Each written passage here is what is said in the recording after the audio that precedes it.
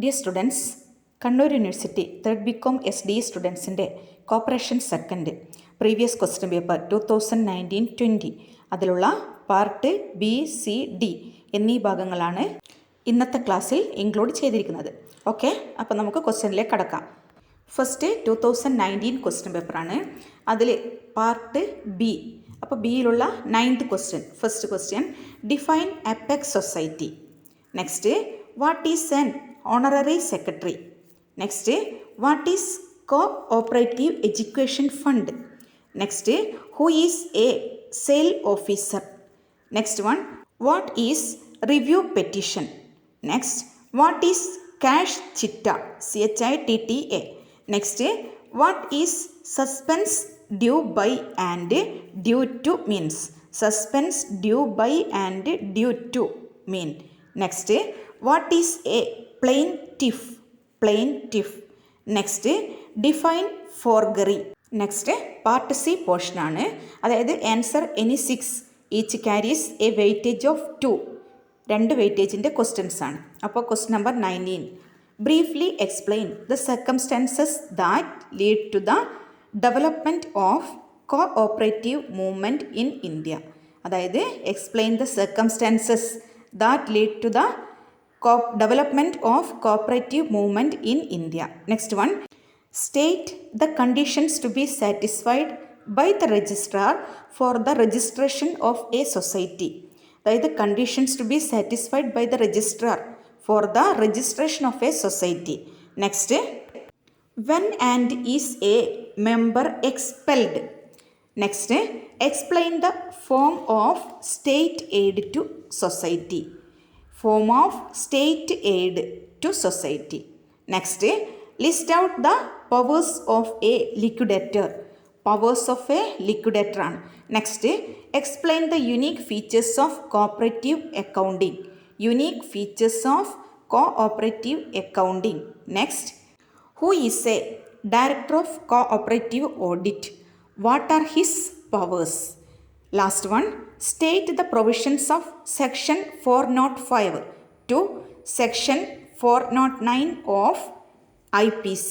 അതായത് section 405 to section 409 of IPC. Next part D, അതായത് S A question ആണ്. 4 വെയിറ്റേജിൻ്റെ ക്വസ്റ്റ്യൻസ്. Answer any 2. അതിൽ 27th question, define by law, state its contents. Also explain how content is amended. Amendment of content. And next, briefly explain the duties and functions of managing committee of society. Duties and functions of managing committee of a society.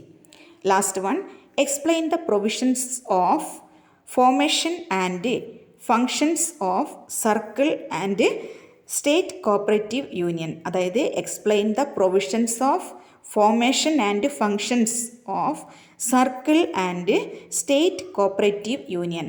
Okay, ഇനി നമുക്ക് 2020 questions നോക്കാം. Okay, അപ്പോൾ 2020 ക്വസ്റ്റ്യൻസിലെ part B, അതായത് ഒരു വെയിറ്റേജിൻ്റെ questions ആണ് first പറയുന്നത്. അപ്പോൾ അതിൽ question number 9, what is find Raiffeisen mean? Find Raiffeisen mean. Next, what is Multi-Unit Act 1942? Multi-Unit Act 1942. Next, what are Model Bylaw? Model Bylaw. Next, what is an ad hoc committee? Next, what is Principal State Partnership Fund? Principal State Partnership Fund. Next one, what is inspection of a society? Inspection of a society. Next, what is criminal breach of trust? Criminal breach of trust. Next one, what do you mean by primary evidence? What do you mean by primary evidence? Next, what is a writ? WRIT. What is a writ? Next, part C പാർട്ടാണ്. അതായത് 2 വെയിറ്റേജിൻ്റെ questions. Okay, അതിൽ question number 19, explain the unique features of KCS act 1969. KCS, Kerala cooperative societies act 1969 ഫീച്ചേഴ്സാണ് ചോദിച്ചിരിക്കുന്നത്. Next, Write a short note on compulsory amalgamation and division of a society. Compulsory amalgamation and division of a society. Next, state the provisions regarding the liability of a members of a society. Liability of members. Next, explain section 32 of KCS Act 1969. Section 32 of Kerala Cooperative Societies Act 1969, KCS Act. Next, what is audit memorandum? State its content. Audit memorandum and state its content. Next one, state circumstances in which a society is liquidated. Circumstances of liquidation of a society. Next, list out the circumstances in which secondary evidence can be entertained. Secondary evidence.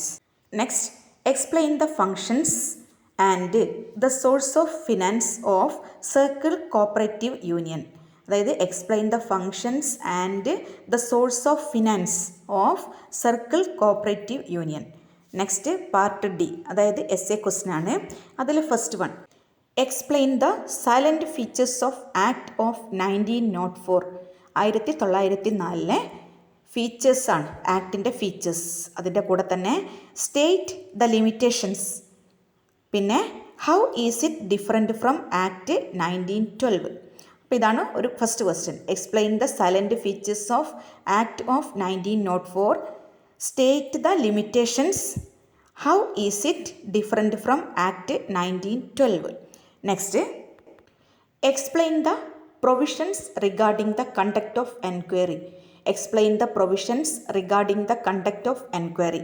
Last one, list out and explain various books and registers of a society.